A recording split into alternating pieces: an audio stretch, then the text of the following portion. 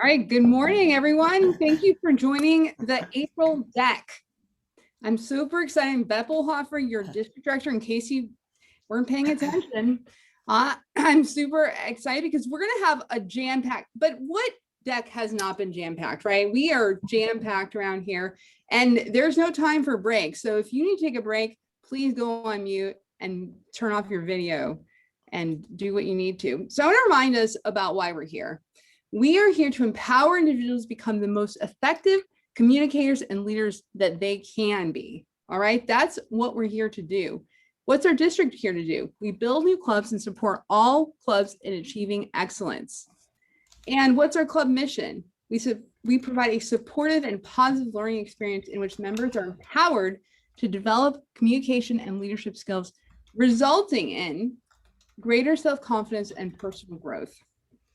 I want to remind us of our core values: integrity, respect, service, and excellence. So this is really, really important as we think about what we're doing. Let's go ahead and rename ourselves. And also, please go on mute if you are not speaking. I'm hearing a lot of typing. People are just very productive this morning. So go ahead and rename yourself, please. And we have a jam-packed schedule this morning. So I want to talk about something very specific before I jump into the new incentives. Why are we here? I'm going to share a story with you guys this morning. I had a very hard conversation this past week with someone from our district who had a really big challenge. And this story is very close to my heart. As we are nearing the end, I know you guys are probably like thinking, well, we have a few more months, but we're actually almost done with this year. And as we look at the dashboards and we look at like where we're supposed to be, and we look at DCP points, and we think about how many paths did we actually finish, or projects, like, are we where we wanted to be? Right? It's like you measure yourself against something. You have this incentive, you have an outcome in mind. And when you don't reach that outcome, it can be very, very frustrating. So I read this book this week called The Inner Game of Tennis. I'll put the message in the chat about what that is. It's Timothy Galway. And in this book, he talks about the inner game of tennis. And there's a few things that shook me to the core. Basically, when you're playing tennis and you have all these things in your head, like, oh man, I messed it up. I need to move my arm up, back, forward. I don't play tennis. You guys probably can tell by now. But we get all this self-talk and we're like, oh man, I missed it again. And this self-talk actually creates so much frustration, and we get more and more angry and more disappointed in ourselves. And what happens is we can no longer actually perform properly. And this is what you can see. You can see that the tennis players, one of them is doing the smack talk, right? And they're saying things. And then the other person's like, wow, I am screwing up. Wow, I really am. We're messing it up. So when we're trying to achieve things in life, we have to know why we're doing it. So Timothy Galway says that what you have to do is have a mantra. And he wrote this in the 70s. So this is like very old wisdom. And he says you have to have the mantra on what you're trying to do. Like connect with the ball, for instance. And us as Toastmasters, it's that mission that I just quoted.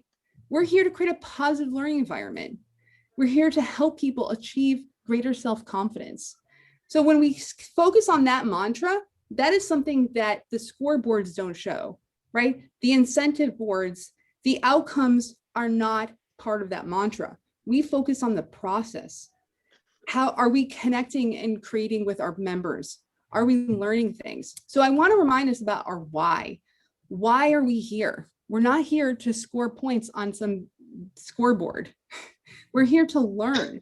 And when we dig inside and go, why am I here? And what am I trying to do with this, pathway project or this open house, right, Sally? Like if you go into an open house saying, I'm gonna sign up 50 new members, I don't know, and then you get 2 new members, you could feel disappointed. But if you go in with, I'm going to learn how to promote, I'm going to learn how to run an energetic open house, right? You go in with those personal goals of learning, then the outcome is not the thing that you're focused on, but it will happen more likely if you're not getting in your head with all the self-talk. So I just want to remind us all of this after having a conversation this week about getting attached to the outcomes. All right, that was my inspirational speech for the day. Now I want to talk about these new incentives. So TI has actually brought us new incentives, and I forwarded this email to you. I'm not going to drain this slide, as they say, but I just want you guys to pay attention to them, really read through them, because there are some really valuable things in here that we can help the teams look at. So one of the things I really want to draw your attention to is that area visit reports. Area directors with 100% of area director visit reports submissions and round 2 are going to earn an incentive. So this is really important for us as we focus on getting things done for the second half of the year. But at the same time, remember, we're here to help the member. So let's not get distracted, but also look at the email. I sent it to you last night, and it's got a lot of detail in here. So take a look at it, digest it. If you have questions, the trio can try to answer them. Of course, we just get these things from TI, so it's not like we are infinitely knowledgeable about everything, but we can try to help understand what's going on. All right, at this time, I would like to do a quorum check because we do have a vote today. So Ed, how are we doing on quorum?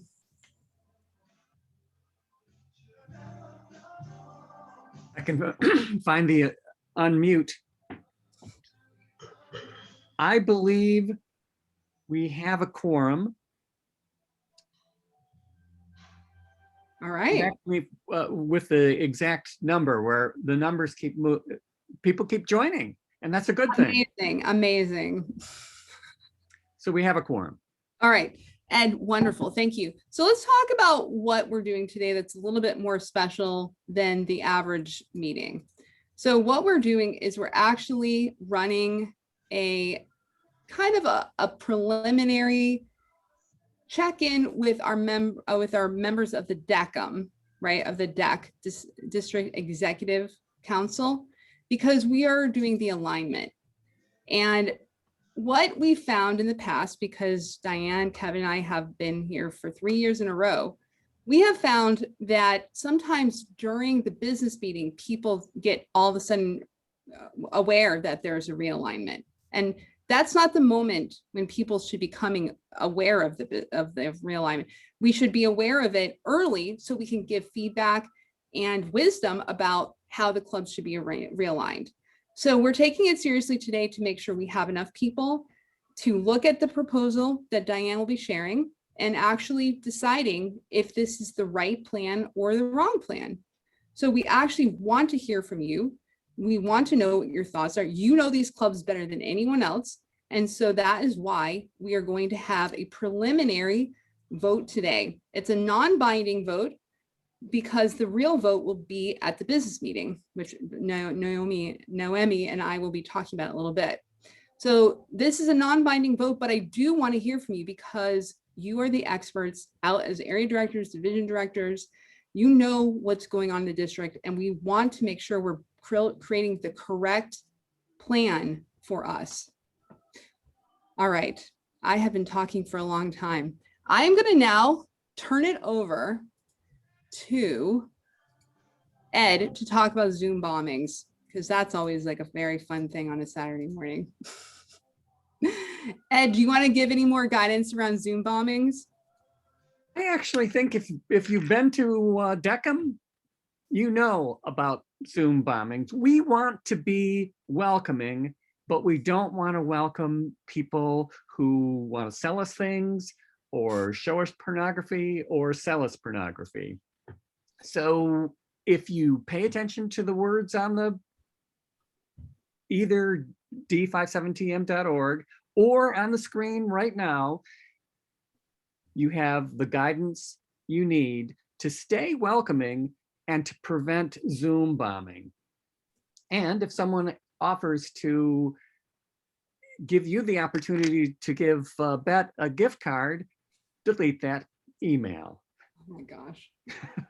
Yeah, people are still getting asked for gift cards from someone that they think is me. I will never ask for gift cards because it's not allowed. So if you ever get anyone asking you for gift cards or, please sell me gift cards, it's not for me. So thank you very much. All right, Ed, Zoom bombings are serious and we have a lot of good information on how to manage them. So please read the details. Be sure that your meeting is safe, a positive learning environment, people. Let's just take it seriously. We're creating a positive learning environment for our people. Okay, I'm going to now turn it over to Winnie to talk about area visits. Winnie, do you want me to share your slides? Yes. All right, let's go. Good morning, fellow hosts. Good morning, fellow area director, district leaders. Happy Saturday. Congratulations that we finished the area and division contest. Good job. And now I think the area directors, are you working on your second area reports? I hope that you are working on it. If you're not, I'm here to help you, to give you some tips that hopefully that would help you to expedite your area reports. First, I would like to see if you can be able to print the first area reports. Print it out, compare the first and second area visits, and make all the changes and mark it on the reports. Then you go to Toastmaster International website, go to the daily report section. Remember that back to the beginning of the year that George, told us how to use all the daily reports. One of the reports over there would call Educational Achievement Report. On that report, that will show all the club's achievement that you can use for the area report. First, go to the name and click on that, and then put all the club in alphabetical order. So that would be easier for you to trace the clubs that you wanted. Then you would have that report ready, and then you are ready to go. Think about what day and time would be best for you. Some people, they work late, just like Sally told me that she can work at 2 o'clock in the morning. And I am an early bird. I can get up 5 o'clock or 6 o'clock and had a cup of coffee, and then that's the best time of my day. Then you started to work on your report. In my opinion, usually the second report would cut back about 50% of your time compared with the first report. Then you started to work on it. My suggestion and recommendation would be work on 2 reports on Saturday, another 2 reports on Sunday. Then once you have the drafts ready, then convert it into PDF, then email to the club president and VP education. Allow a few days for them to review the reports. Then they will give you the comments and modification, make the changes, send it back to them, then get the confirmation. Then you can submit the report to the Toastmaster International. If you don't have time in April to work on your report, my suggestion, don't wait. Plan and mark on your calendar, work on it. And then think about the due date. How many of you know the due date for the second area report? Can someone tell me? Anyone? May 31st. May 31st, yeah. May 31st, but back it up, back it, 31st. no last day. Great, wonderful. So don't wait. And you know that how hard you have been working on for the whole year. This is the last step that you want to pack yourself once you're done. So tell yourself that I would finish the last step to fulfill my area director responsibility. And also last thing, tell yourself, we can do it, we can do it. Back to you, Beth. The thing is that Winnie knows what she's talking about. She knows what she's talking about, people. So these tips are really, really critical. And I should have said that at the beginning, but she just is a pro at this. And that's why I asked her to come. And I'm going to share these slides. In fact, I'm going to probably just paste it right now into the thing so everyone can look at what's happening. Because it's just really, really important that we understand the best practices around doing these visit reports. And these visit reports are really important. All of us TRIO members look at these, and actually, all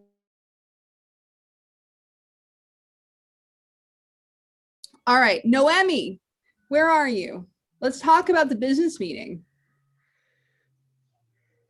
And Noemi, you said you want to share some slides. Do you want to share that first? No, if I can get screen sharing abilities now, and I'll do that towards the end. Because members of the DECM, I will have a very short quiz at the very end of my presentation, which is only 5 minutes long. So in about 3.5 minutes, you will get a short quiz. I am terrified right now. I didn't go for the pop quiz this morning. So let's talk about the business meeting. Turn on everyone's cameras. Let's have a little bit of fun. When is the business meeting? Raise of hands. Who knows when the annual Toastmasters District 57 2021 business meeting is happening? All right, Diane, I'm not calling on you. May 1st. Vicky. Yeah, I saw your hand first. When is it? Is it April 16th? No. Nope, not today. All right, not Ed. Okay, Lindy, I see your hand. May 1st. Wow, ding, ding, ding, we have a winner. Okay, good job. All right. So What do I get? you get a high five. All right, so the thing is this, why do we have a business meeting? Any ideas out there from the peanut gallery? And by the way, do not want Linda or George to answer this question. Anyone else? We Anyone want else? to vote on the leaders, the alignment, and other business associated with District 57. Ding, ding, ding, ding, ding. Yes, and we have 2 business meetings a year, the spring and the fall. And the fall and the spring both have very different goals. Okay, so the spring one is the one where we elect TRIO officers. Okay, and we have a set of candidates, also division directors. Division directors will be elected at this event. So it's very, very important. But there's one more thing that happens at the business meeting. Anyone else want to guess at the other thing we're voting on? Anyone besides Diane? Are you voting on the alignment? The realignment. Yes, exactly. So these are the things that are going to be happening at the business meeting. And we have a very tight agenda. It's going to be a 2-hour meeting. It starts at 8 a.m. and you have to register for it. It's a separate registration from the conference, because the conference is just like pure fun, education. We're going to learn all kinds of things. We have an amazing keynote. Dan Rex is coming out, our CEO. And I've heard him speak many times as a district leader because he speaks at my training, and he is just amazing. So inspirational, very, very, very good speaker. So the business meeting is a separate invite. So how many of you have registered for the business meeting already? Oh, Elliot's saying no. Lindy's saying yes, I think. All right, so this is a chance for you to go get registered and go to the website, d57tm.org. I don't know if you've been there before, but go there, go to the calendar, go to May 1st, 8 a.m. is when the event happens. And we do need quorum for that. And you all are voting members, okay? Area directors, division directors, TRIO, and finance manager, PRM, and admin. We're all voting members, plus VP. Okay, I bet you Noemi's going to do all this in her quiz, but this is, who can vote besides the TRIO and division directors, area directors? Anyone know who else is the voting members? Not Ed. Ed cannot answer these questions. Tong, do you know? Tong. Club presidents and the VPs. That's right. That's right. Very good. Then those are different members than the people who vote at international. They really try to even it out so that roles have lots of responsibilities and things to do. So that's very exciting. Okay, I think I've covered all the important things. Who's going right now, multitasking, to go and register? How many people? Oh, one? Only Already. one? Been Okay, there, good. done that. All right, Kate, I haven't pulled the roster down lately, but we are going to cut off registration 24 hours early because Randy Ellington is my credentials chair, and he's going to be using that to verify quorum. So it's all very, very critical. Okay, I'm going to go over. Yes. I wanted to know, is the things we're voting on, it by the bylaws, I think we have 30 days notice. Is that all coming out in some kind of an email? How do we get that notice that, you know, the people running for office, the other things on the agenda for the business meeting? And where will we get that? That's all going to be on the website. So I think Ed. Okay, so it won't be an email coming to us telling us No. these are the things you're to vote on. It'll be something we go to. Yeah, and I think Okay. that a lot of it is already up there, but Ed can. All right. do this All right, offline. thank you. All right, let's go to Noemi and have our quiz. Good morning, DECM.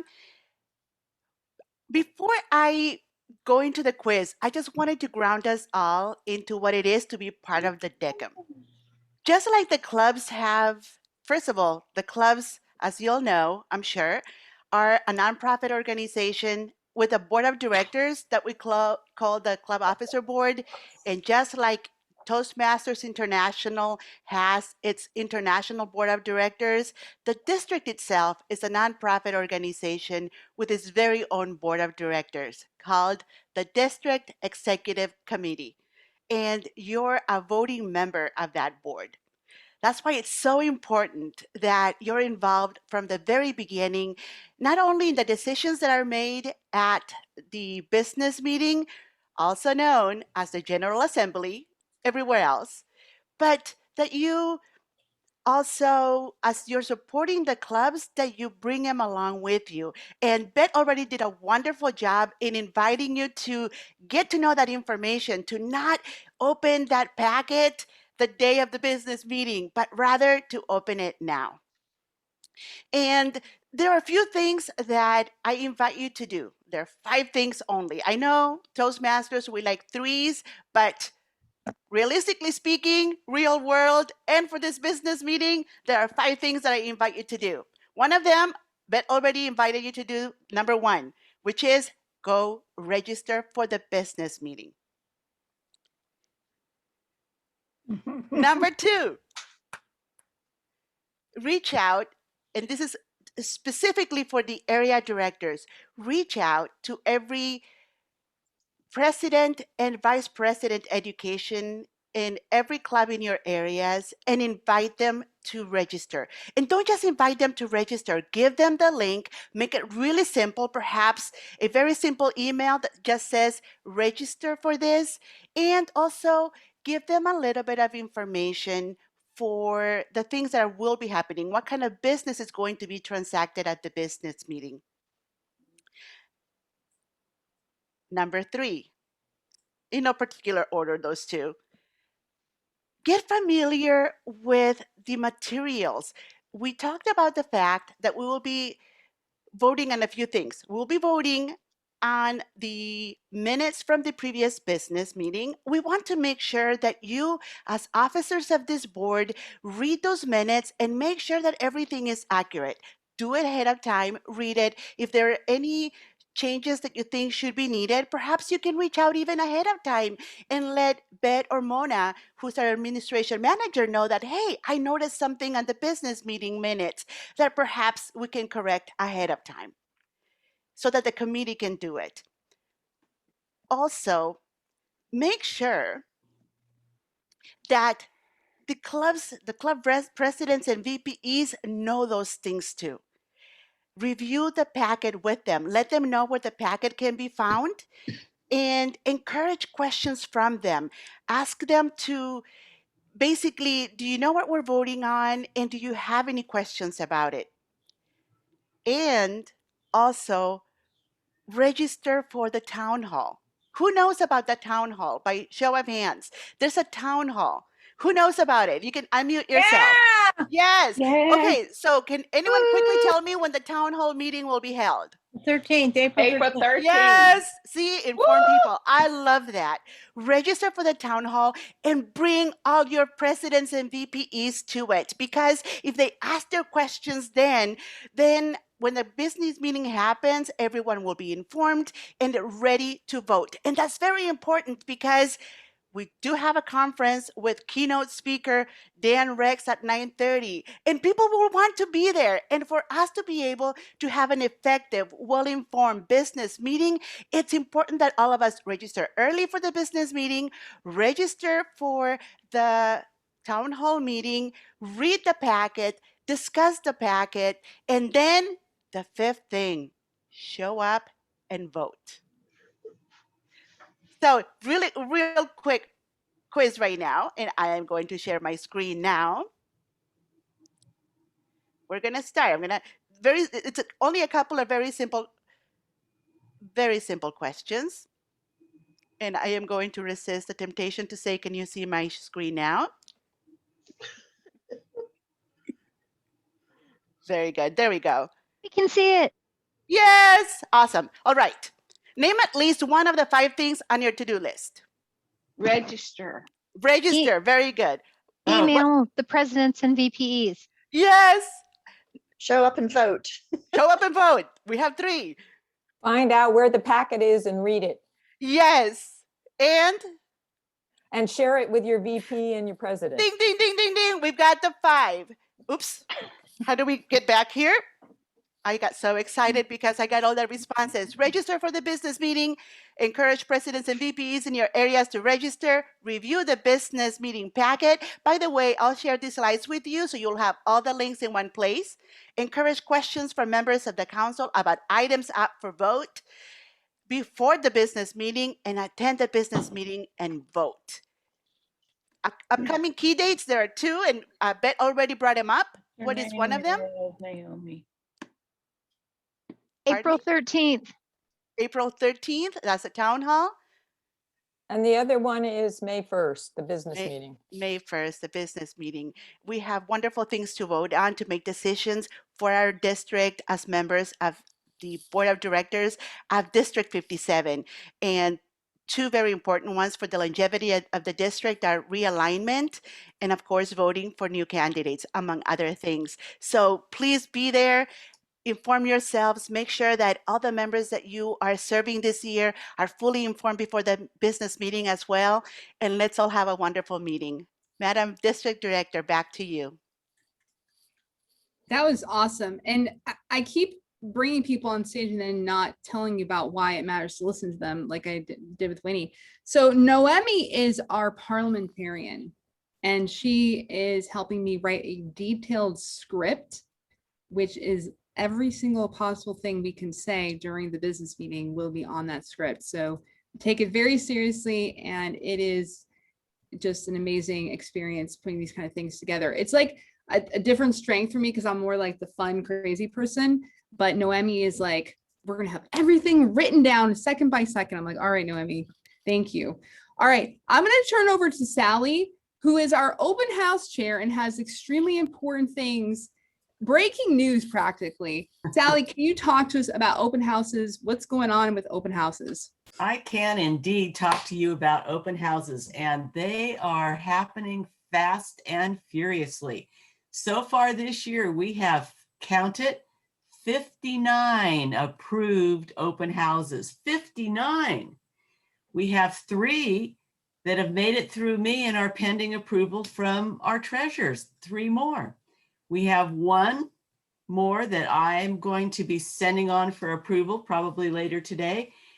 But you know what? I've got 14 open houses that I have emailed to the coordinators for additional information. It's not hard. So please get back to me and I will help you pull together. Usually it's 1 item. Usually you've done everything but one item that needs to be there for the annual audit on these open house incentives. So I encourage you to please get back to me. I'll be sending out emails again to remind you, But these open houses have been fabulous. I have been visiting open houses all across the district, thanks to Zoom, and people have been rocking. So congratulations to all of you on your open houses, and keep it up.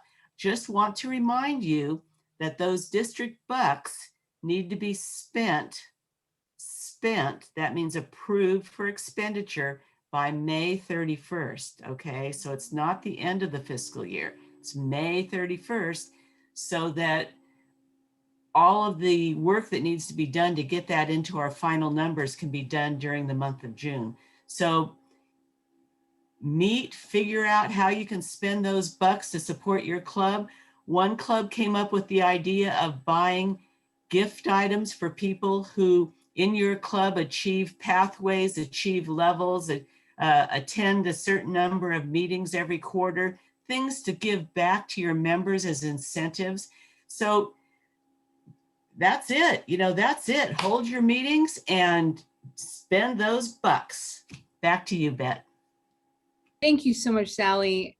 I am so impressed by how you've taken the open house program and just brought it to the next level.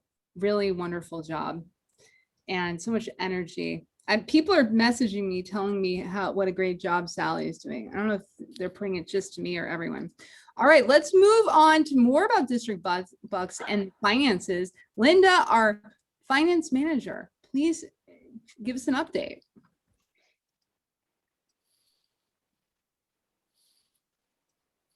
If you're speaking, we can't hear you. Can you go back one slide, please? No, that's forward. There we go. Oh, hi. So this was the month of February. You'll notice that we still aren't spending everything that we budgeted in a month, and yet we are almost $5,000 net income. We had a lot, as you can tell, we had a lot of renewals, and many of your clubs were looking at the 20 members and that kind of incentive, and so we did get a lot of our renewals early, which is fantastic. Now you can do the next one. Thanks, Beth. This is how we look from the beginning of this fiscal year to February 28th, and we're always a month behind, because even though I've started to reconcile March, we actually won't complete that with TI until probably around the 15th to the 20th of April. It takes them time to check the reconciliations and everything else. What you will notice here is that for the most part, we are under budget in almost every category. A lot of that has to do with district bucks, because many of you who have accumulated open house district bucks, renewals, and those kinds of things have not submitted anything through Concur yet. So it doesn't show up here. For example, marketing outside Toastmasters expenses, that actually is things like Facebook ads and LinkedIn ads or ads in community newsletters, whatever it might be. We've had no speech contest expenses. I know we've had some talk back and forth about trophies and this kind of thing, but even certificates haven't come through speech contest expenses. I'm concerned because, as Sally, who has been absolutely phenomenal in open houses, says, we only have until May 31st. And I can see this flood of requests coming in the rest of this month and most of May. And then I will spend, hopefully, most of my day approving your district bucks expenditures. Please, I really want to spend this money. As you can see, we've got $36,867 already in membership revenue, and we haven't spent it. We're $26,000 ahead. Let's spend that money, please. Okay. Next. Okay, we've gone through this again. We have till May 31st, June 1st for you to get your expenditures into Concur so that I can approve them, it does take time. It is not instantaneous. I'm sorry to say. It comes to me, I approve them as soon as I get them, unless for whatever reason I have a question.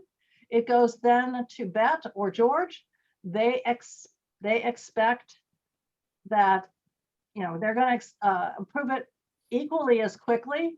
Then it goes through Concur's payment process, which is a TI thing. And yes, TI can be a little slow, but it will get to you in a quicker way than if I wrote a check and had to drive all over the state of California to get it signed before I could put it in the mail. And you know what the US mail is like.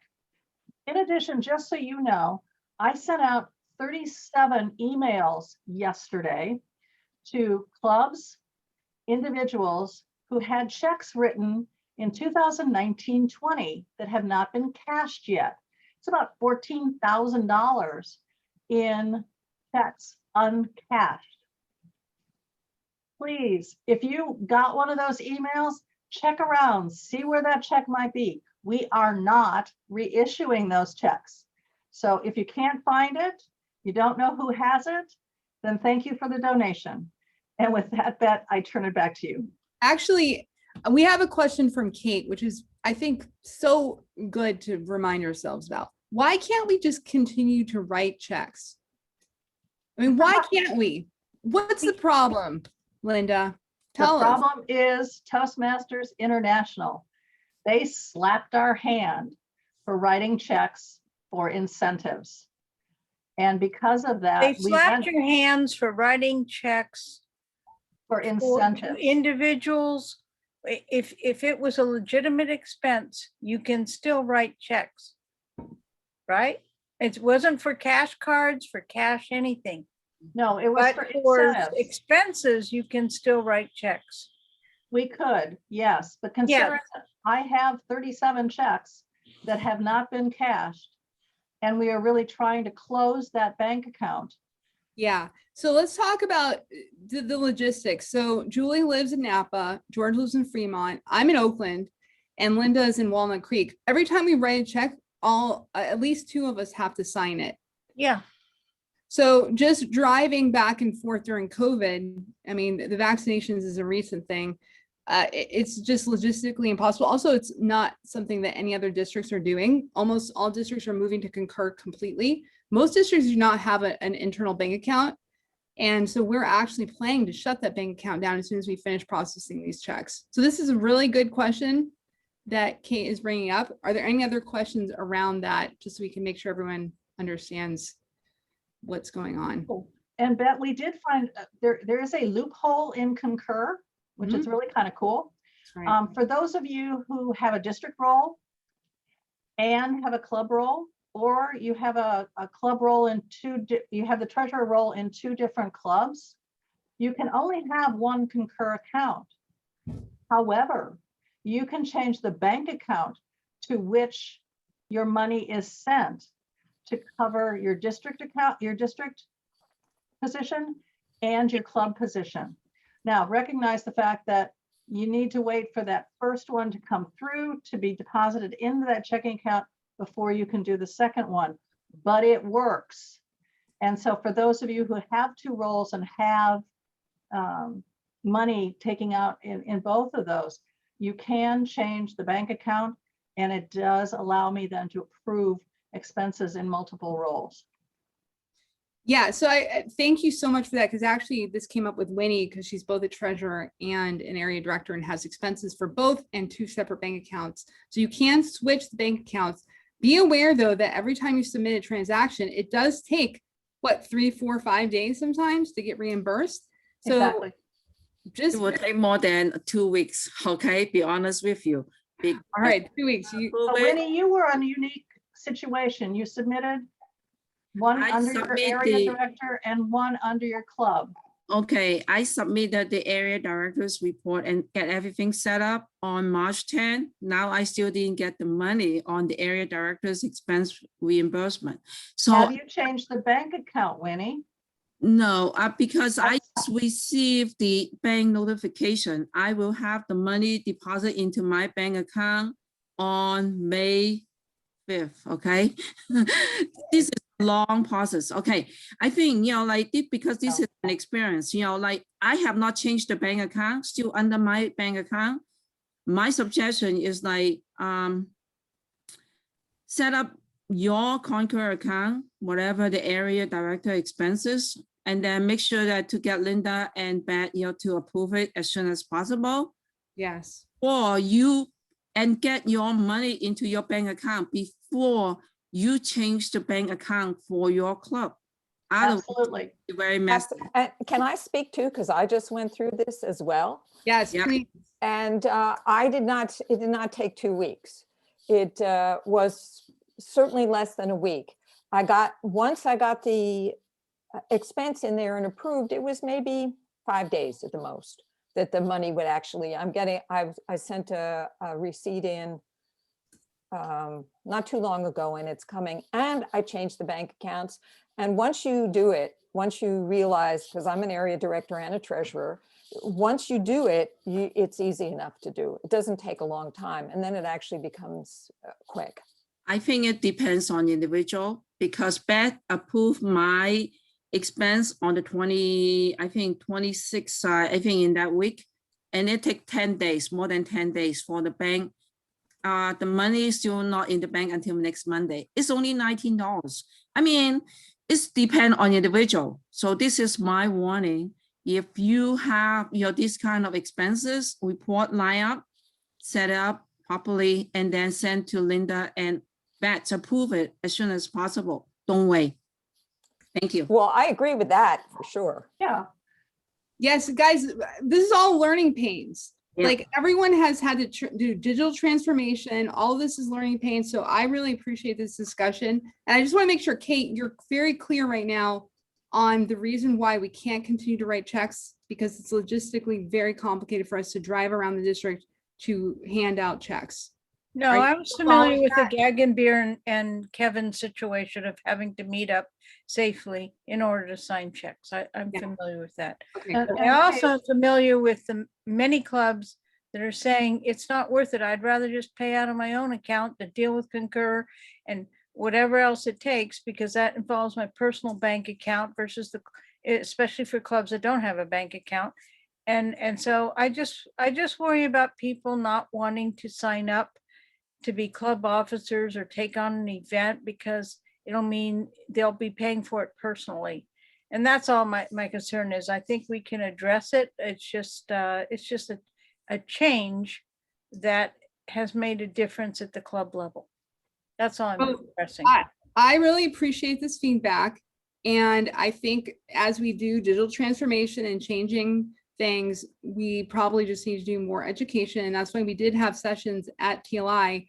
But if we need to do more training, I mean, we're going to take that training. It's just a simple change in, I did this event, here's my receipts, and they get a check back. Okay. It's different now. And the difference is it's more complicated registering for Concur, putting in their bank account information and all that. And it's just an individual and club decision to pay for it on their own, because it's an extra hassle that isn't worth it to them. You're saying you have money to spend, people are not putting in for it. And I'm just saying that there may be a real reason for that. And it might be a administrative hassle reason. How we address it, I don't know, but we'll keep pushing the Concur process. Don't worry. I just want you to know that it is something that's not well received. This is very good feedback. Thank you, Kate, for bringing it up. I really appreciate it. And now for something completely different. We got you all here this morning with quorum so we can do an agreement on the realignment. I'm not going to call it a vote. So let's have Diane Floyd, our past district director, talk to us about the alignment proposal and what has changed or not changed since last time. You're on mute, Diane. This is just, we have to say it at the beginning of every speech. Yes, welcome everyone. Beth will manage the slides. If you could bring them up. The first couple of slides are review, and we'll go through those quickly. The committee is comprised of Terry Boudreau, Todd Henry, Steve Today, and myself.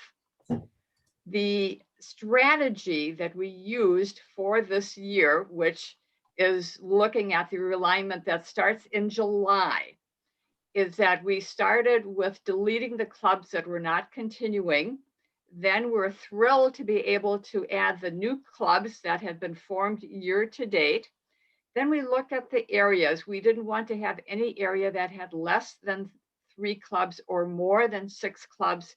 And finally, we tried to organize the clubs geographically and consider that mix of clubs via corporate and community, time of day, day of week, etc.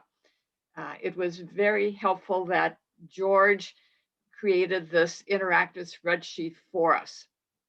So additional comments on this is the proposals that I'm going to be going through are a snapshot in time.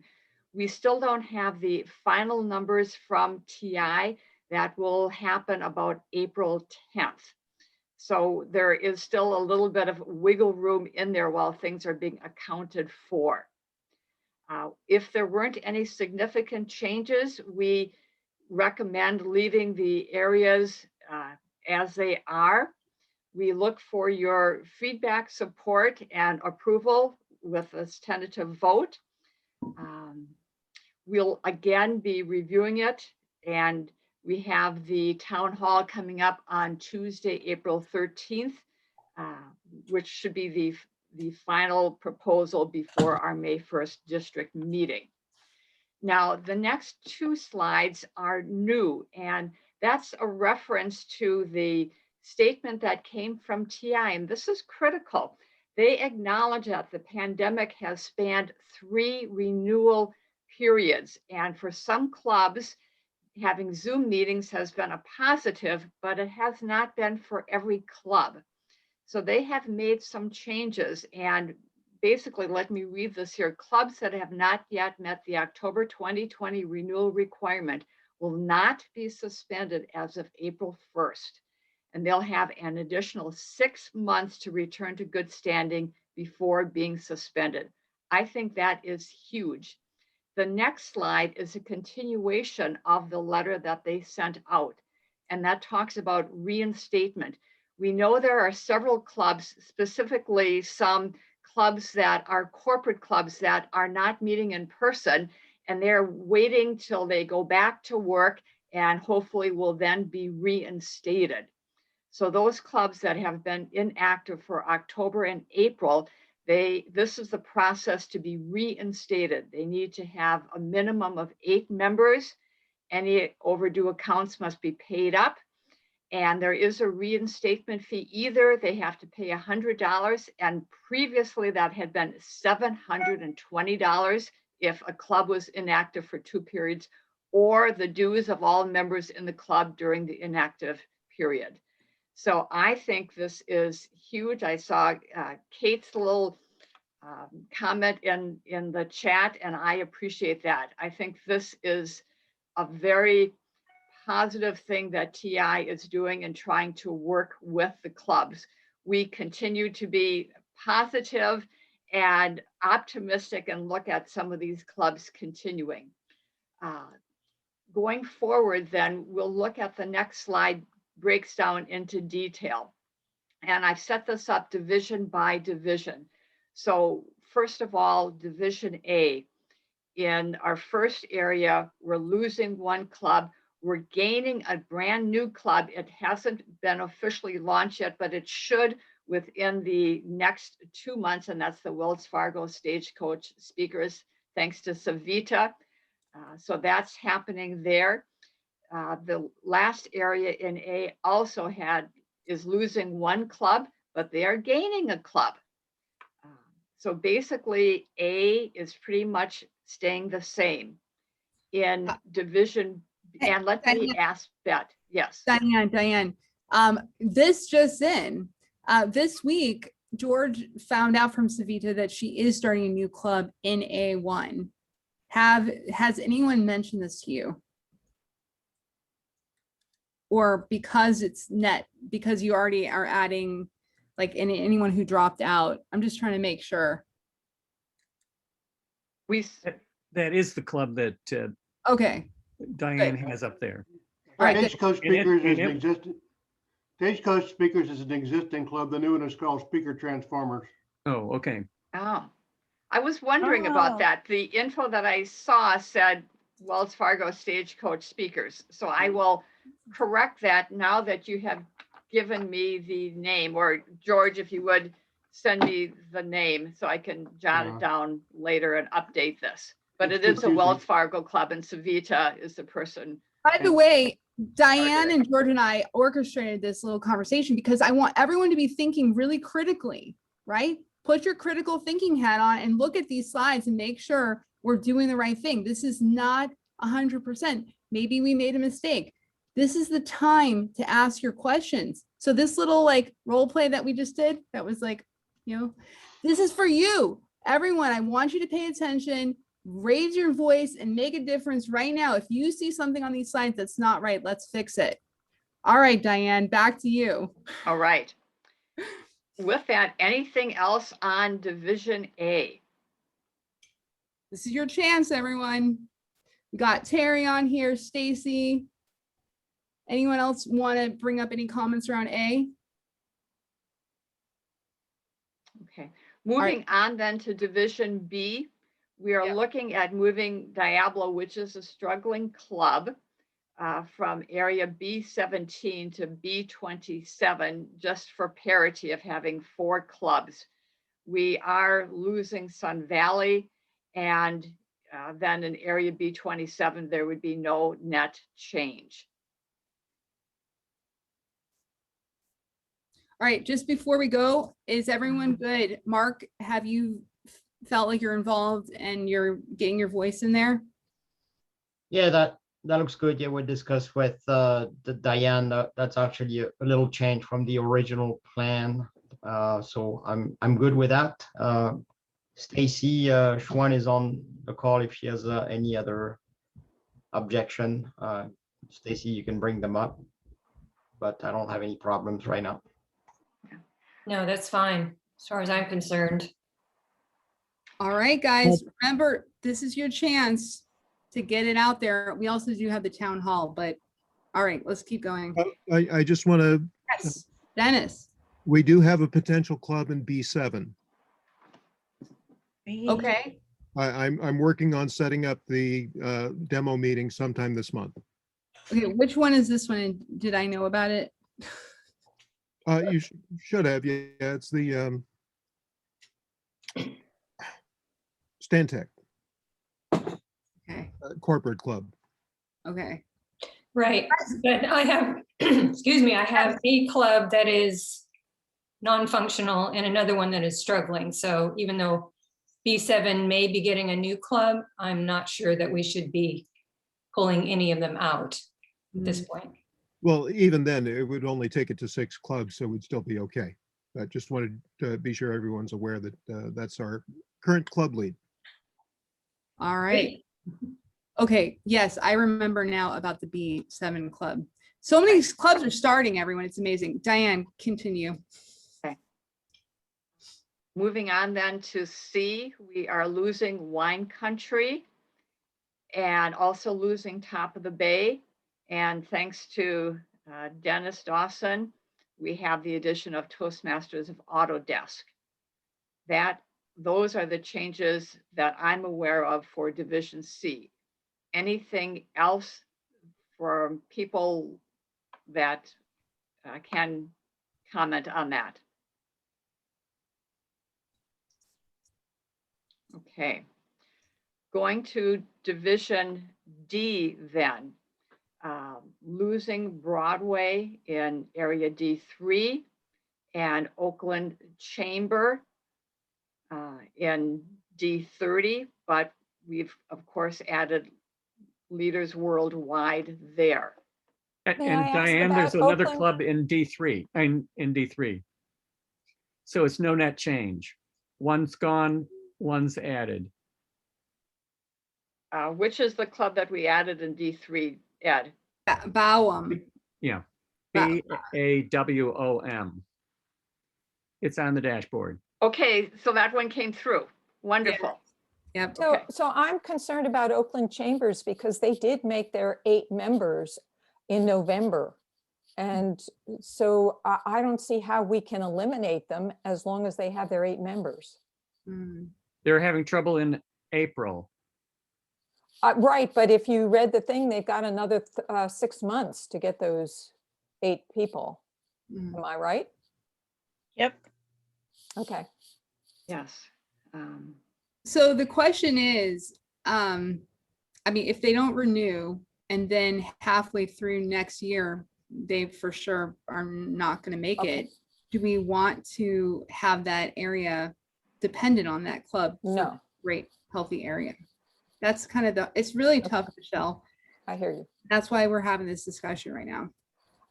And the thing is that I think that they would actually go back to functional once they get back into meeting person to person. You know, as as the division director, they have a habit of just rising to the occasion just to stay viable and do nothing.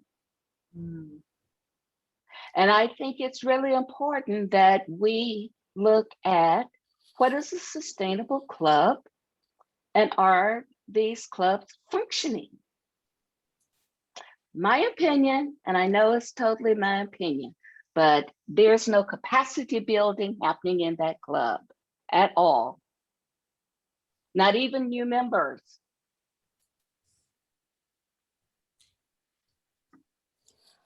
I Incomplete. agree, and yet, according to the way in which the rules of Toastmasters are set up, if they maintain their 8 members, they are entitled to continue to be a club. And if it's just a social club and they want to spend the money, I don't know that we are in a position to say, well, they don't meet with our expectations, so we're going to get rid of them. I don't even think we can. Yeah, so this is going to become a very philosophical discussion in a second. So let's go back to the slides, and Diane, please continue. Okay. Here we And- go. Any other comments on D, or should we continue to next? I think, thank you, Michelle and Carolyn, for those comments. This has been an ongoing discussion, and we'll continue that, and we're aware of that. All right. Beth, would you like to go to the next slide then for E, Division E? We know that we are losing West County. There are several other clubs in both D or both E and F that we are concerned about. We've noted the changes accordingly. Yeah, I have a couple of those. That's good. I'm gonna go with that. Cake, hamburger, meat. Woods. And Kate, if you're speaking, I can't quite hear you. Okay. So these are the suggested changes for E and F. And we, again, are open for any other comments. If you're aware, we know that some clubs are very close and some clubs are holding open houses very shortly, hoping to hit certain numbers.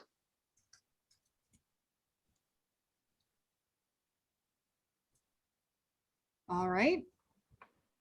Not hearing anything. Okay. Garrett, anything from you? No, as far as E, that makes sense. West County no longer meets. I believe the other small clubs are trying to continue. Yeah. Okay. Okay. Then if we go to the I'm next sorry, slide. can I ask a question for F? Yes, please. It's not my division, but I have a question. Why are we giving one area 6 clubs and one area only has 3? I'm just curious. These are the questions. That's why we're having this today. Yeah. Don't be sorry. The people that were instrumental in starting it, that's where they were. And so right now, that's where we're leaving it to get started. Okay, thank you. All right, any other comments? Smita, do you want to say anything? No. Okay, let's keep going. Okay. G, here we again have some changes. We talked about this last month, combining areas G, 10, and 11 so that it would make one larger area, and the area directors and clubs are in favor of this. And then we just have one other change with moving the noon Toastmasters to the area 31. And Terry Boudreau has been very helpful in working with the people in Division G. I have a comment that I think Yes. that we're going to lose many of those. We may end up, rather than 6 clubs, we may have 3 clubs only.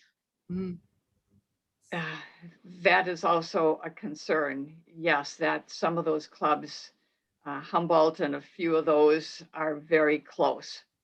So there may be some further attrition there, and thus again, makes sense to combine the areas. And we could end up, instead of having 6 clubs, we could end up 3 or 4 or 5. Perfect.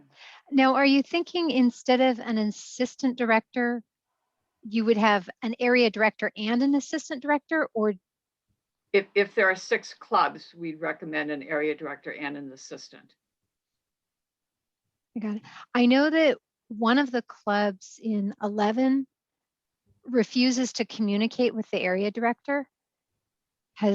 She has never gone to the thing. She's reached out to every member. They won't send her the Zoom link. So that's a struggle. And then the other ones, it's interesting. They say, oh yeah, it's great now. They were going to combine, but with this 6-month extension, they're like, oh no, we're going to keep trying to do it ourselves. But they currently they don't have enough members to even meet that. So I would recommend that we keep an eye on the G 10.5, the 10 and 11, because I think in 6 months, it's not going to happen. And to date, one of the other things I think that Carolyn was mentioning is that they love giving speeches, but they're not interested in having a bigger club. They just want to be a coffee club. They don't have to be Toastmasters, everyone. We're not the only group that has social meetings. So let's keep going, guys. We allotted 20 minutes for this. I see Catherine's coming online. Do you have any comments on H? Comments is, I see no change. I have just concern about, so actually 2 of the clubs that we have very low membership. So one belongs to H34, that's Roach. They have 6 members, and I'm glad that Diane brings that up, that because that club would be go to suspend, and thank God this time it going to keep the low status. So I think this one we have 6 members, and so that status will remain low. Just give you a heads up. And then another club is H28 is Sessmaster. They also have 6 members right now, renew. So I just want to, even you said no change, but I want you to be aware of the no membership for these 2 clubs. Right, yes. Thank you very much. And Todd had forwarded the info on that. So yes, we'll be reviewing that, and there may be an adjustment there as well. Okay, thank you. He indicated that Roche was having an open house and still Yes. hoping to bring in a few more members. Yes. Thank you. Thanks.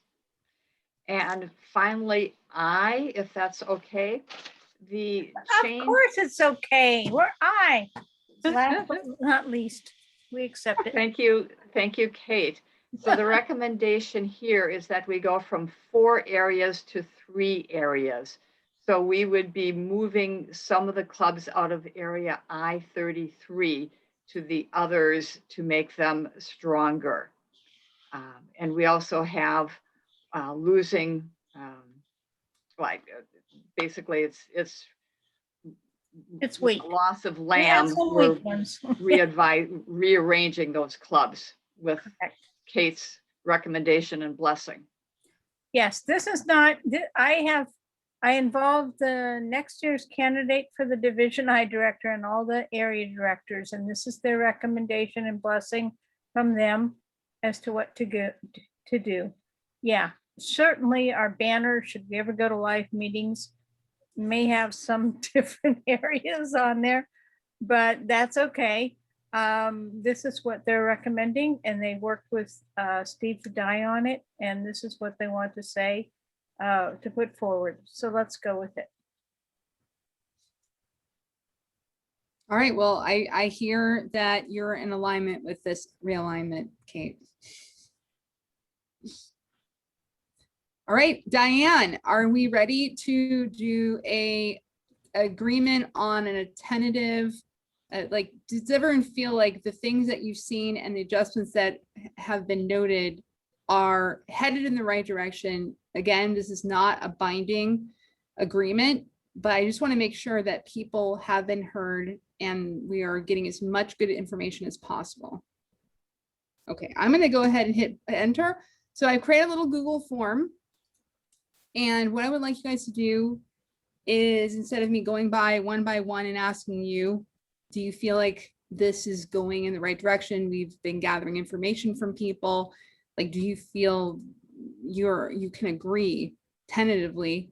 Things may still change as we have the final results coming in, but I just want to make sure people are being heard. Maybe someone's very shy and, you know, this is a safe space. You can put your message in this form to let me know that Diane is in fact getting, she told me she's getting information from everyone. I just want to make sure, as the district director, Diane is my good friend, I'm sure she's getting information from everyone. So let's see, I got 19 responses, 20, these are rolling in. It's 100% so far. So it looks like, Diane, people have been getting engaged and listening. And that's important because we want to make sure we're making the right decision around the realignment. Okay, so we have 22, and I'm going to go ahead and move on to the next presenter because it looks like we have done a good job. And I really appreciate Diane. I know getting That like 22 is not a quorum yet, quorum vote. So encourage people to vote. 27. Excellent. I think we're good now. All right, Ed, thank you so much. So I just really appreciate all the hard work, Diane. I know you're doing so much good stuff and that's very valued. So let's move on to the next exciting topic, and that's the DLC, because not only are we voting on this part, we're also voting on the candidates. And Kevin Markle has been working so hard at the DLC. Take it away, Kevin. I've been working a little bit, but it's really my team who deserves all the credit, from Trish, Randy, Jay, Ed, Ramesh, Ashley, Dave, Lisa, Venkat. Awesome job. We had such an epic DLC team this year, and it was such a great experience. I'm going to go through pretty quick because I want to try to catch us up a little bit on time. I'm going to go through the candidates that the committee is recommending, the candidates that will be voted upon at the business meeting. There are 2 vacancies that I'm going to talk about also very briefly and next steps for that. And finally, I want to talk about area directors finding your successor. All right, so let's move along quickly.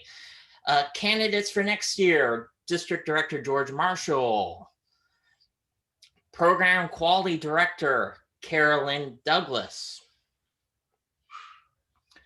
Division A Director Teresa Smith, Division B Director Joanne Bradley, Division C Director Elliot Rogers, Division D Director Tong Yin, Division F Director Winnie Ma, Okay. Division G Director Mark Salcido, Division H Director Lisa Ash, and Division I Director Sherry Sue. Was there no Division E? I'm going to talk about those vacancies in a moment. Thank you for the question. Just give me a moment. We've also identified appointments for public relations manager and finance manager. Those are appointments by the elected district director. If anybody wants to run from the floor for any roles, you got to send an email because we have to schedule an interview, right, for your role. So we got to know and schedule this before the business meeting. So please, if you want to run from the floor, please send us an email as early as possible. All right, there is a deadline to say that you are running from the floor. Vacancies. All right, I got a great question from Lindy. Is there no division? Is there no division E? I've misspelled that. It's supposed to say division E. There is somebody, but we received the paperwork late as a result. Before we received the paperwork after the deadline, so the position is officially vacant, and people are running from the floor for division E. E is an elephant. The other big elephant in the room, of course, is club growth director. We do not have a candidate for club growth director. Okay, so if you want to learn more about either of the roles, if you want to find out about how you can run from the floor for any of the roles we already have candidates, or for these particular roles, please send me an email as quickly as possible. Do not wait until the last possible moment to let us know that you want to do this, okay? Now we have to shift focus a little bit, not towards division directors and trio, but we got to talk about area directors. And look, you got to find your successor. I know some people have already found their successor. Some people have already completed their area visit reports where it asks you to identify those interested in being a future leadership role. Who should you be looking for? Presidents, VPEs, the obvious ones. But who's going above and beyond? Has somebody been assisting you? Who helped you in your contest? Who's been raising awareness and helping people with pathways? Who's been running excellent open houses this year, or youth leadership programs, or speech crafts? Those are all people who are going above and beyond and who would be fantastic candidates to become area directors. If you know who it is, please email me at kevin@d57tm.org so I can get their paperwork and get that over to our elected district director so they can make that appointment quickly and easily. All right. I want to take some questions for a couple minutes because I'm sure there are going to be questions, and because I went through things quickly. So if you indulge me, Bet, if you have questions, please ask.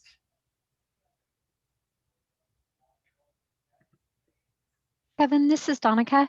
When do the area directors need to have the people that are interested in becoming area directors? When do they need to have their paperwork in by? Yeah, the short answer is we can take paperwork in anytime, I think before like the end of September, so that they can get credit for their role as a district officer. But certainly, you know, we'd like to see these people identified by May 31st when area director reports are due.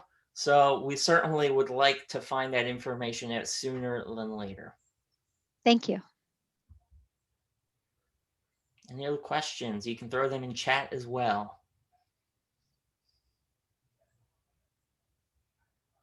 Or comments. I have a question, Kevin. Go ahead, Teresa.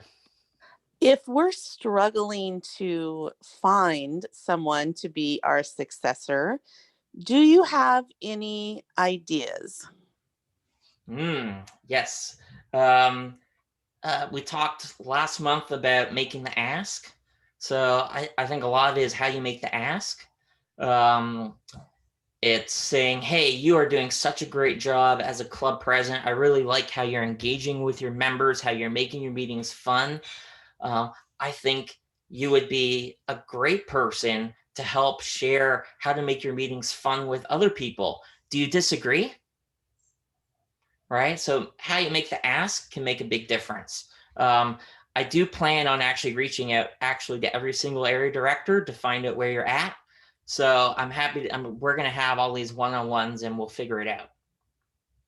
Okay, thank you.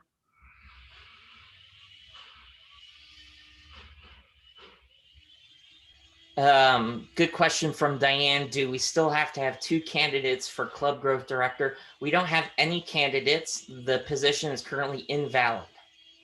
We don't have any candidates for club growth director at this point in time. Another question was, how many areas are we still looking for? I think we've identified 5 to 8, so we still have a ways to go. Let's see, Naomi asks, how many area directors do we need? Again, about, let's call it 30 to 35. I think based on where we're at now, it depends on realignment.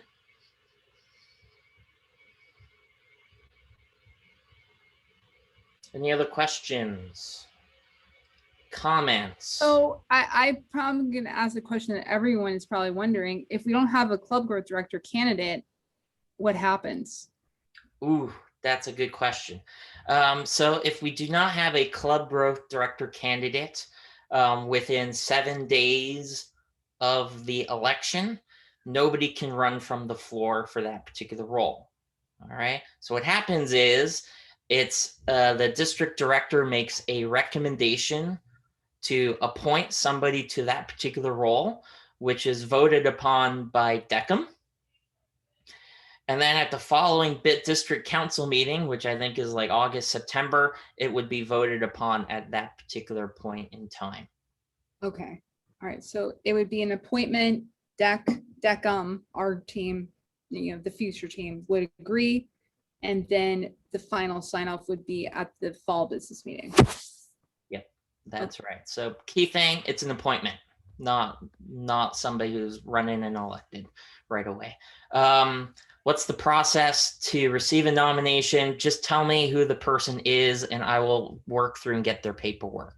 All right. I will take care of the paperwork. You have other things to do. All right. To help your clubs and your members find their voice and make a difference. Right. Don't worry about the paperwork. I got it once you have your successor. Lisa has a really good question in the chat. Oh, Lisa, good question. Can an area director be a member of a club from a different area? Absolutely. Absolutely. All right. I see 2 hands. Do you want to get them? Do you see them, Kevin? No. Cynthia Stotts, I see. Cynthia and Kate also. Cynthia, go ahead. The question was about how do you get area director success to be a successor for you, or actually any role to be a successor. Tripping over that word. Offer to be a mentor to them. That's how I got my successors. That's how I got my successor to get a successor. Offer to be a mentor to them and to help them succeed. That's great advice. Absolutely. Because you got to help them, right? You can't just throw them up to the curb and be like, you're on your own. I mean, that's not setting your successor up for success, right? Nobody wants to feel that way in their own role. And I'm talking about official mentor, like 6 months at least in a program. Every month you meet with them. Wow. That's great stuff. And then Kevin, Kate, and then I'm going to have to cut you off. Perfect. Kate. Yeah, I just wondered, the club growth director, is there some kind of a system? It used to be growth to quality director to division director or district director. And I was wondering if anybody can jump in and is that system no longer realistic? Yeah, so the requirement to run and to be a club growth director at minimum is to have been an area director or division director, right? Or a member of the current trio for at least 12 months, right? Or 12 months before you get into the role. Right. Having been a public relations manager or a finance manager does not qualify, right? Doesn't meet that requirement. Okay, but we do have candidates for every leadership position except for this, the quality director. That's Club, correct. Club growth. Okay, correct. Club growth is the only thing we're missing, and Division E. And Growth, not quality. Okay. No, we have Carolyn is running for. Oh, wonderful. Okay, I didn't realize it. I went I through, I misheard the earlier. Thank you. I went through a little quickly. I'm going to post a link in chat, which has Okay. all the nominated candidates. If you have any questions, let me know. Fabulous. And I'm only going to end by saying we did recommend every candidate who wanted to run for a position. All right. Fabulous. Thank you so much for your time, And everybody. it's my understanding forward that to the talking with you, make a VPEs and successor. they vote. Okay, thank you. We all vote at the business meeting on May 1st, Kate. Thank you so much, Kevin. That was wonderful. Now to someone who I am mentoring because I'm hoping he's going to win district director very shortly. My successor, George Marshall, is going to talk about how to be a distinguished club.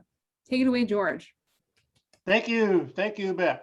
And thank you, Kevin, for everything you have been doing. It's fantastic work. I just want to make one very small add-on there, is if for some reason someone would rather talk to me about an area director or send someone else to be talked about, and for some reason they want to talk to me as the likely district director, I'll be happy to talk to him as well. Kevin is our key guy, but I'm there if needed. All right, let's talk about DCP. And I'm going to share a screen here. The DCP season is coming. What do I mean by that? What I mean is that on April 13th, roughly, Toastmasters changes sometimes, the dashboard, you remember the dashboard, that thing with all the tables that shows all the club status and so forth? It will begin to show DCP status, and it will have a none, a D, an S, or a P out to the side. So that represents the roll up after we know which clubs have how many members. That will be the first time we will know officially which clubs have still made their 20 or so forth. So it's really key. What does it actually mean? Let's talk about that. First of all, just a quick refresher. I don't mean to insult you, but I do get questions from people, pretty basic questions about what the DCP requirements are. So let's just very briefly review them. So key requirements for a club to be distinguished. First, membership. People tend to forget the membership. They either have to have 20 or more paid members. I should have put paid in there, shouldn't I? Or a net gain of 5 members or more. Why do we have the net gain? So suppose someone started with a fairly small membership at the beginning of the year, 8, 10, 12, whatever. They don't have to get to 20. They only have to increase by 5. That doesn't mean 5 new members. It means their total member count is at least 5 more than when they started, their base. That base is in the DCP. So remember that, that's key. More clubs fail to be distinguished because of membership than because of DCP goals. And of course, the other part of the DCP requirement is 5 to 6 goals will get you distinguished. 7 to 8 goals is select distinguished. 9 to 10 goals is president. These ratings will be handed out again starting April 13th. It will grow from then until June 30th. It is technically possible for a club to not wind up as distinguished if they were, but that's something really weird had to happen. So basically, once they've got that marker on there, they're good. Now, let's stop and ask just for a second, why do we care about this?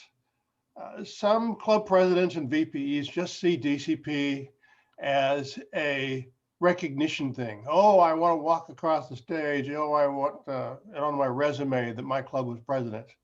Well, that's true. It's legit, and we appreciate giving recognition. But the DCP, the Distinguished Club Program, is actually a roadmap to a successful club that is helping its members. In order, for example, 60% of DCP is educational goals. If a club gets those, it doesn't just mean that people schedule speeches, it means the club is organized enough to have speech slots and schedule ahead of time so that people have a chance to give those speeches. 20% is membership. If the club earns those 2 membership goals, it means they are thinking about the fact that clubs on average lose 40% a year, and they are constantly working on getting new members. Same for the other ones. The DCP is more than simply a recognition program or ribbon. It is truly a roadmap to a successful club that is helping its members. And that's the purpose of a club, is to help its members. If you want more details, it's easy to get them. Go onto the Toastmaster website, search for Distinguished Club Program. There's a nice manual you can download. It's got all the details you want. And of course, you can always ask me anytime, because I am your district statistician and data nerd, and I'll be glad to help you. What's it mean to you? You, area directors, division directors, and other members of the team. From a point of view of a club, as I just said, clubs that are distinguished or better serve their members better. I can't tell you how many times I've walked into a club and, for example, clubs are running really well. Boy, they're just organized. They seem to be having fun. Everything's great. I go back, I look at the dashboard, and yeah, that club has a tradition of being distinguished or presidents or something like that. There's an amazingly good correlation between clubs that work well and their DCP record.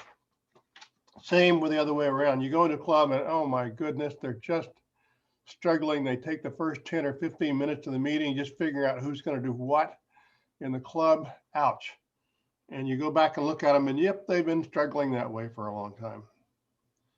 Now, from an area point of view, so for the club, distinguished clubs, especially presidents distinguished, serve their members better. And frankly, they're generally more fun. From the point of view of the area club, let's think about recognition. The more distinguished club of your clubs that are distinguished, the better your area has got a chance of also being distinguished. So it's worth it. So when those reports come out April 13th, and you see the final or the membership, you can start talking to your clubs, figuring out what they need. Maybe they need help figuring out how to do membership building. Maybe they need to be pointed at the open house plan again. Maybe you need to take a look and see whether their meetings are providing speaking slots. That's part of what you're doing with your meetings and your visits. So what's left? We have 3 more months. The rest of April, May, and June to finish off the year. And I know we're going to do well. And we have challenges. We all know we have challenges. This pandemic is crazy. So I know you're already doing this, but please help your clubs. Some of them are struggling. Some of them may be a little down on their attitudes right now. So visit them as often as you can. It's only a Zoom call away now, so it's not the same as driving across town. So get there as often. See what they're doing. See if they need some encouragement. Encourage them. Encourage them. You area directors are the face of the district. If you walk in and you're down and you're depressed and you're just can't offer any suggestions, it's going to rub off. Please be as positive as you can and help them in any way you can think of it. Work on those educational awards and the new members. We've got the Pathways program, of course, where we earn awards more often than the old program. As many as 3 speeches will get you the next level award. And those new members, Sally's doing great on the open house program, and she has documents and help for anyone that wants to do that. Help them survive and thrive. Some of those clubs just got 6 more months before they get suspended. See what you can do. Help them. Let's all have a great time. Don't forget to have fun. And please, please, please go out there and help your clubs make it. It is not hopeless. It can be done better. And Beth, shall I go on or what? And now I'd like to bring up George to talk about contests. Thank you. Woo! Amazing. I could have said that myself. We have contests coming up. And like last year, the contests are online. Let's all hope they can be in person next year, but they are online right now. So just very briefly, 2 contests, the speech contest, the evaluation contest. We're doing them separately, so we have plenty of time to cope with all the special situations from online. Friday, April 16th, 7 p.m. Friday, April 16th, 7 p.m. for the evaluation contest. We need Sergeant at Arms, timers, ballot counters, And if you want to be one of those or know someone that does, contact our contest chair, Wing Lock. Also, of course, we need judges. If you are volunteering to be a judge, and again, of course, we want plenty of judges just so that there's enough to balance out any odd ballots. And of course, we want to have judges from every division, multiple. If you have a suggestion for a judge, or if you want to be a judge, contact our chief judge, Hans Tama, at the email I got there. So I've got those 2 emails on the screen. I'll leave it there for another second or two before I go on. Timers, SA, ballot counters, contact Wing. Judges, contact Hans. Okay, that was the evaluation contest. The speech contest, the international speech contest, this is the one that goes all the way to international, is Friday, April 23rd, 7 p.m. Friday, April 23rd, 7 p.m. Again, we need timers and ballot counters for this contest. A little simpler. And you know what I'm going to say, contact Wing if you are willing to help out.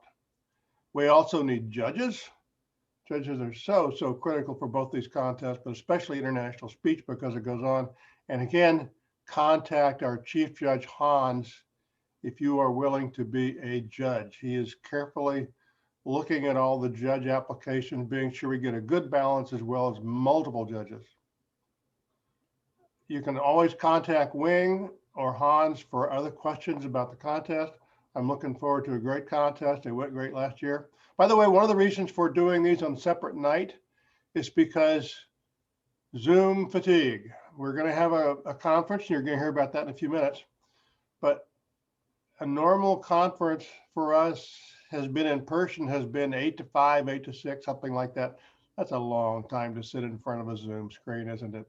So by taking the contest to different nights, that enables us to reduce the time that we're all sitting there in front of the camera. All right, that's my presentation. Back to you, Jet. Bet. Awesome. Thank you so much. And next up is District Bucks. Again, we are innovating here because sometimes we had to do it, right? So we created this new program, District Bucks, and there's definitely some, bumps in the road, and I'm not going to say there aren't, but we're actually doing really, really well. And Abe is here as our awards chair. How are we doing, Abe, on our District Bucks program? Thank you, Bet. We're doing fantastic. March has been a bonanza month for open houses. As Sally has mentioned, we have 59 approved open houses to date. And both Sally and Linda have been working very hard going through all of these for March. So I think they might need a break, but let's keep going.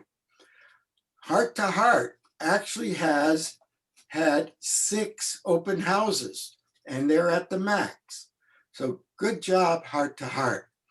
Coming up behind them is Leaders Worldwide, and they've got 5. So they're gonna come right behind. Now, that doesn't mean you only have to stop at 6. You get paid for 6, but just keep having your open houses. We like to keep Sally and Linda busy, don't we?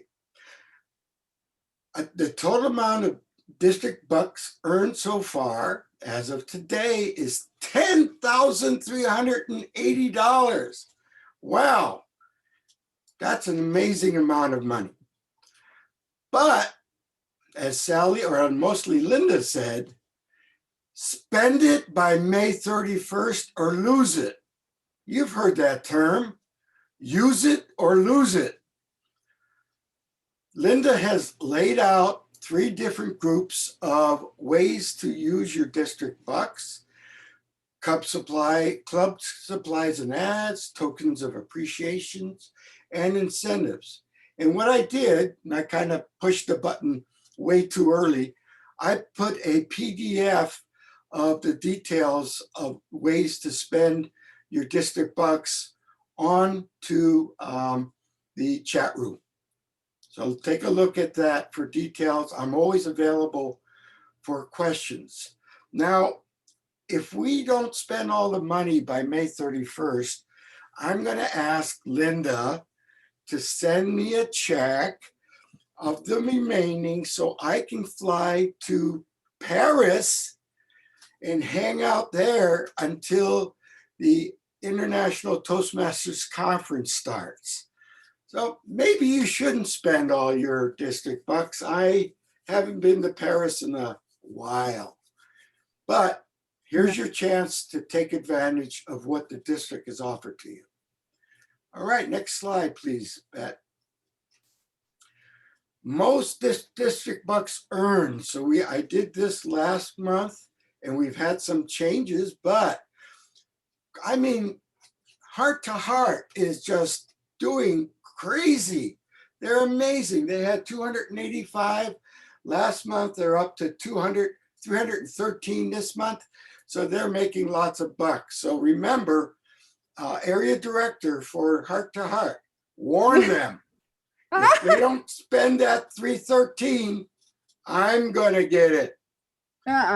No. So we've got a new silver medal winner, Leaders Worldwide with 310, and then a three-way tie for bronze, Toastmasters Leadership Club, Speakeasies Club, and City Speech Toastmasters at $255. Great job, everybody. Keep it up. Don't forget, the day is May 31st. All of that golden money is available for you. Take advantage of it. Thank you, Bet. Spend it wisely. All right, Abe, first of all, we cannot keep our status with IRS and let you spend the money. So just letting you, I hope you're not too disappointed. Okay. But I anyway, have a good lawyer. It's not going to help you. All right. So really, though, it's very critical for everyone to spend their district bucks. We really, really, really want to make sure everyone's getting their money. All right, let's go. Conference update. So I've heard that we have both Steve and Sharon giving us a conference update. Yes. Good morning, everybody. How are you? Woo. So I am going to start. Steve is going to interject where we need him. But we are going gangbusters. We have our committees all set up. We have our PR committee, and Cynthia Stott is leading the charge there, and she's my true shero because they have hit the ground running. You might have already seen that they have the flyer set up, and that's ready to go. They are getting ready for videos, and they are meeting, I guess, to get all their details going so that they can start hitting the various venues for advertising. Then we have, any questions on that part? Okay. Then we have our registration committee, and they also have been meeting. And we met them for the first time just last week, and already they have done quite a bit. So we're moving forward with our different committees and getting this thing planned out. We are also starting to contact speakers because we have the first session already booked, which is going to be the comedy and the treasure hunt. So we are going to start with the treasure hunt, and that would be from 9:30 to about 10:15 or so, and then we'll start our sessions. So what we're trying to do, the theme is, since you have the business meeting, we're trying, and you may end early or may go long. So we have that treasure hunt set up to have people to get to know each other. It's a networking process, and also it's to stall time. So if you guys do end the business meeting, you'll have a chance to join in as well, and you won't miss anything. Right after the treasure hunt, we have the Dan Rex, who's the speaker. So no one should miss that because we will have had time in there to and get everybody over to the next event. Right after Dan, we're starting the first session, which is the comedy session. And during the comedy session, there's also going to be 2 other sessions. So how we're running that is the comedy will be 40 minutes. And then we'll have 2 smaller sessions to pick from, say, maybe storytelling and a TEDx. So we're really coming together with our agenda in terms of what training or what sessions we want to have, and the actual survey was a big part of us selecting the survey participants actually selected what sessions they wanted, and so that's what we're getting the speakers for. We have tons of volunteers for speakers, tech, timers, everything, so we have no problem with staffing up. Let's see, the last part is we're trying to go very fast, so there will be back-to-back sessions, and people will be flying back and forth in every direction. So it should be a lot of fun is what I'm saying. High energy. To wrap it up, we're looking for a guest speaker that's very popular. I won't give up the goose. I'll let Stephen talk about that part. And he'll also explain to the directors that we're going to give out some prizes to some of the clubs. So Steve, if you have something to share at this point, fill in where I left off. That would be great. All right, so part of why I wanted to be here today is that the area directors and division directors are a key part of our marketing. And one of the things that we've got is talking about district bucks is the top 3 clubs that bring in the most conference registrations will each get $25 of district bucks. The top 3 clubs that have the highest percentages of their members that come and sign up for conference will also get $25 each for those 3 clubs. So we're trying to incentivize the area directors and the division directors to reach out to the officers of the clubs in your areas and divisions and let them know about the contest so that they can get online and sign up before we run out of signups available. And by the way, is Ed here by any chance? Ed, do you have any idea about how many people have signed up on Eventbrite so far? More and more and more. We have people signed up for the business meeting.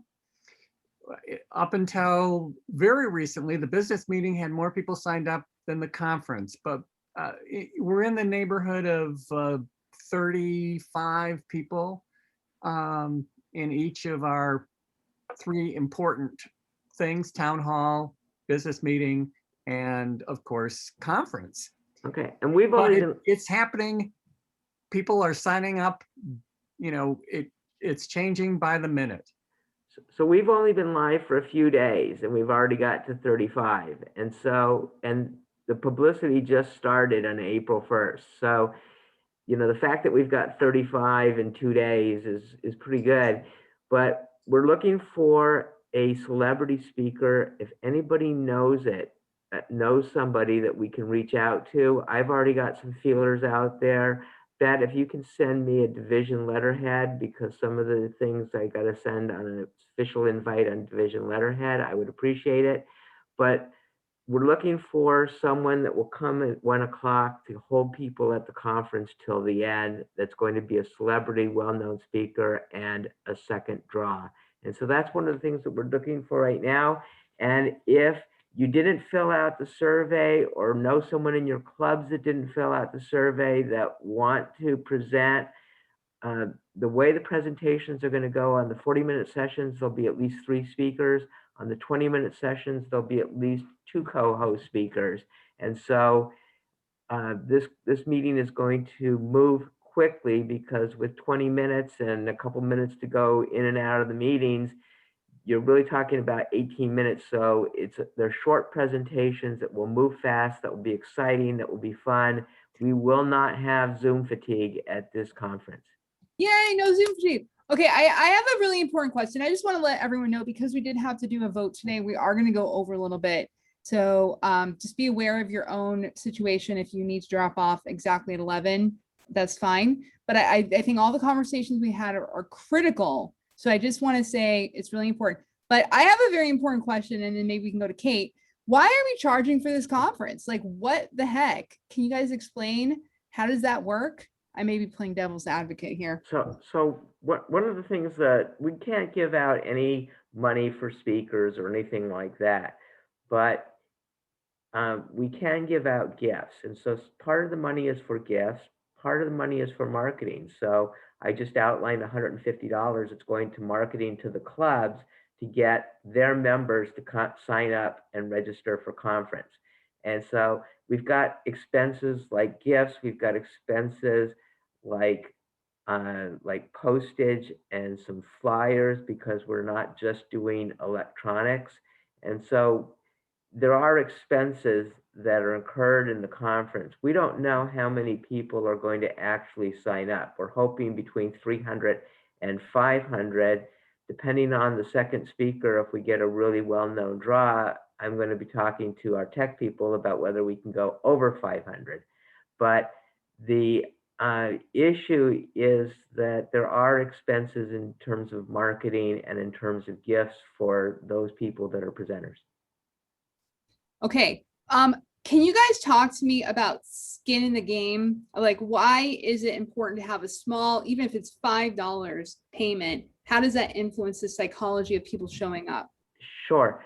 That's the other reason why we did the $5 fee, and it goes up to 10, but we're still talking to the marketing committee about possibly at some point changing dates as far as when the switch occurs. And we do plan to keep the registration open through May 1st, so last minute people can sign up if it's not full. But the psychology is that when people pay money, they're much more likely to show up. And we want people to show up. And when you do something that's completely free, everybody signs up, takes the spots, but then don't show. And so if you've got $5 of skin in the game, you're much more likely to show up. Thank you so much. And is there anyone who's an expert on psychology who could just talk to that just for very quickly, because it's actually a real thing. But if anyone wants to share any like Zoom, Cynthia, you're nodding your head like crazy. Do you want to just talk about that real quick? Yeah, I think it's like statistics that I've heard that like the people are committed like 75% or more if they pay even a little bit. And that's why some big speakers that have programs to sell, they will charge you $25 and they'll give you a refund if you actually show up, because they know that creates more commitment. That's awesome. Thank you, Cynthia. All right, Kate's had her hand up for like 5 minutes, and then I'm going to wrap it up on that. It's electronic. I just want to make sure the OATM and Triple Crowns will be announced there, and they must be in by April 13th in order to be announced at the conference. Secondly, for in memoriam, people who have passed away, Toastmasters, they need to go to Steve, or do they need to go to who? Well, Abe is actually handling that, right? Abe? Okay, thanks, Yeah, Sharon. he's handling the awards, and so he can handle all of Yeah, that. we'll make sure so that the happens, deaths, the Kate. deaths of Toastmasters go to Abe as well. Thank you. All right, great questions. And Bet, yeah. Ray Engen, who's been very generous with his time for the conference, says that an audience that pays something, even a nickel, is a better audience than an audience who got there for free. So that's not psychology, that's a presenter talking. Better audience. I think these are the kind of questions we're all secretly thinking, but having this discussion really helps.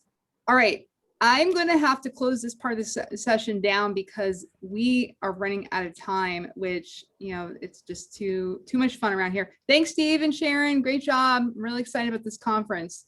All right, let's go to Julie to get an update on renewals and what's going on in the club growth. And also, Julie, if you could possibly talk to the coaching update, because we are running out of time. I'm so sorry, Ashley, but if you could talk to both of those updates. And do you want me to share my slides, or do you want to just talk, or like, how do you want to do it? For the renewals, I'll just share my screen. All right, perfect. For the coaching update, if you could give me slides, that would be great. Perfect. Yeah. All right. Okay, there we go. Share screen. Okay, the first screen I'd like to show is where we are on club membership payments. Keep in mind, we are not finalized until April 13th, so we might see some changes after that time. But right now you are seeing that we are 1,381 shy of our base.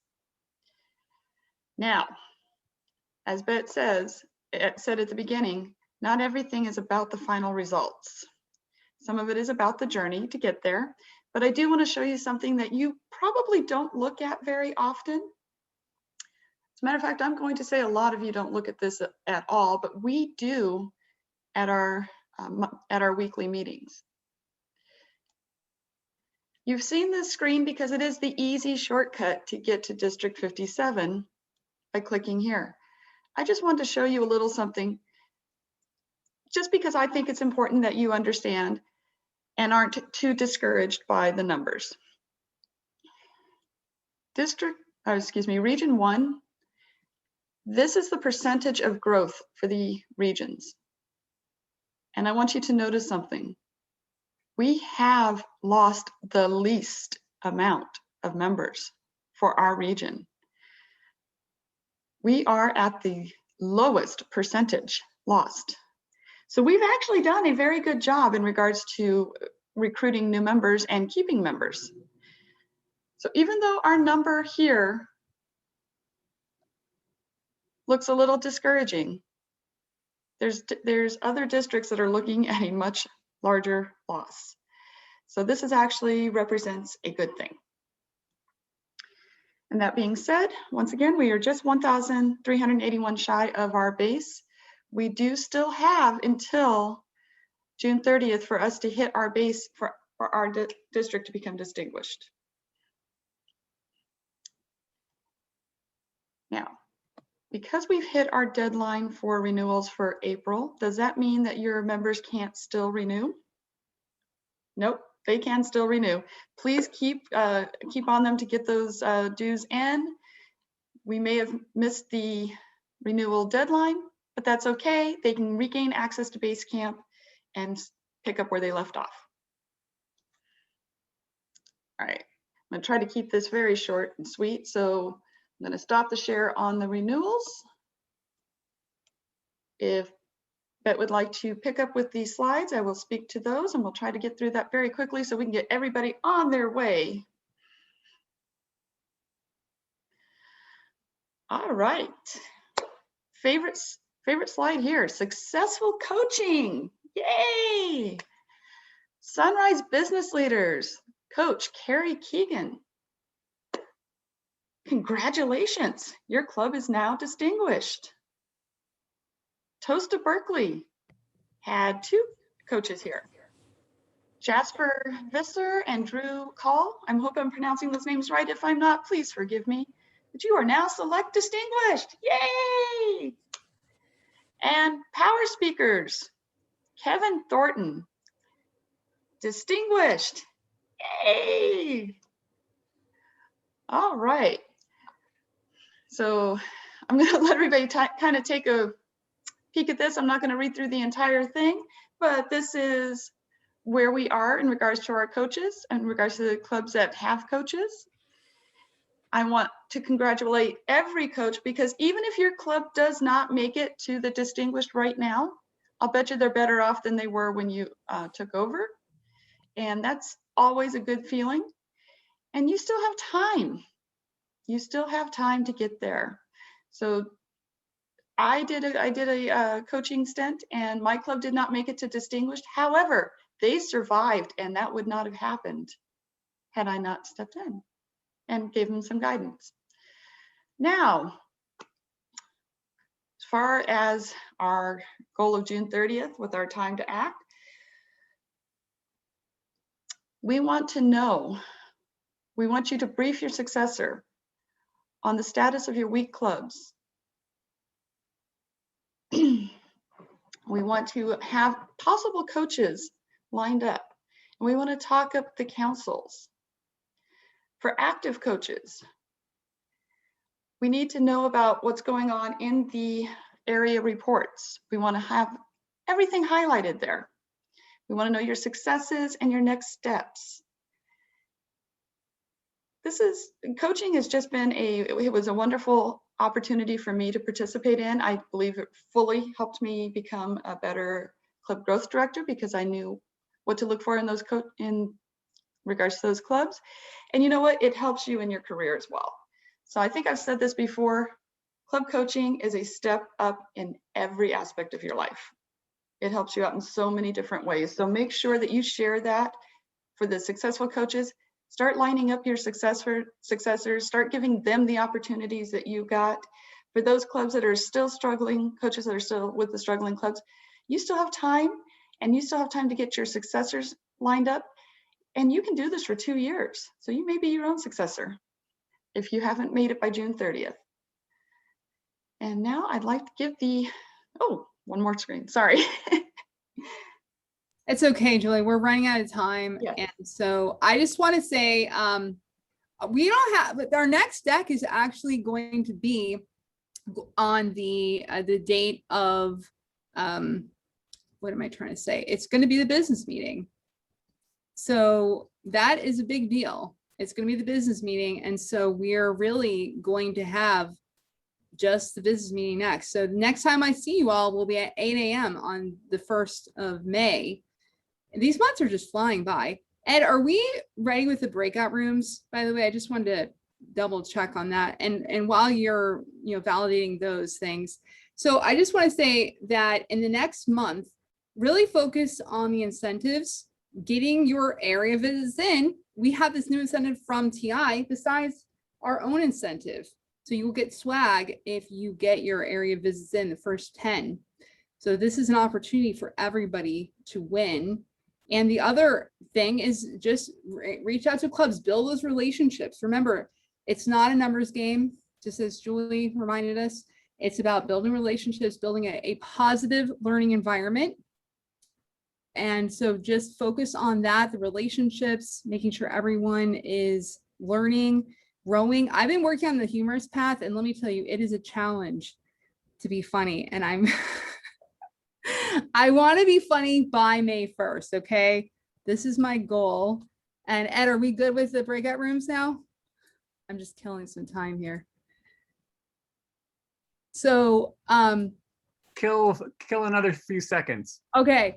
Yeah. So, make sure that you're learning and growing. Like I said at the top of the meeting, it's not about the outcome. It's about the journey, about the learning. Make sure you're reconnecting. And if you've forgotten what you started with last July 1st, find something new. If you're like, my career, I really need to get to the next step, whatever that is that you're trying to do, make sure that you are actually focused on that. Learn the new thing. Learn the new thing that's going to keep you engaged and excited, because this is an opportunity. It's an opportunity to grow and learn. And I am personally very thankful for all the things I am learning every single day. So Ed, are we good? We're good. It's a do-it-yourself breakout room. They are 9 rooms from A to I. Throw yourself in, and if you can't find a way in, one of us will put you in the room. But yeah, and I apologize for going over today, but I do think all the conversation around the alignment is critical. So those are all good conversations, trying to figure out about district bucks and the bumps in the road. We want to have a transparent, open discussion with everyone. So, all right, see you guys all in the breakout rooms. Thanks. should I just start assigning people? Oh, there people are going, but all right. We'll see. We should have a join. Yes. Hi, Dad. Hi. Ed. Good to Thank see you. you. Good to see you. Could you send the join for Division I? Thanks. Oh, there it is. I think. We're all learning so much about Zoom, and Zoom keeps getting better. Hey, I see a question. Stacy. I'm on an iPad, so I can't see how to join the breakout room. Would you place me in A, please? I will. Thank you. Can you place me in I, please? After I put Stacy in. You got it. One at a time. I got it. So and Ed, can you make me a co-host? I'm not a host. I'm nothing here. You are the host right now. I am? Oh, Yeah. well then, yes, I can make you a co-host. Ed, I cannot get on the breakout room either. I will assign you into D. Okay. Oh, no, that was Abe. I just put Abe in D, sorry. Okay. Jason, Ed, you can this be is gone. Regina. Can you place me, please, in D? I certainly can, Regina, and thanks for showing up. Thank you. And Bet, I'm going to co-host you after Regina is in D. All right. Thank you.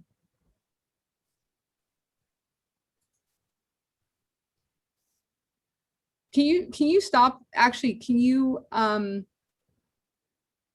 yeah, okay, thank you. And that wraps up the April DECM. Thank you and have a wonderful day.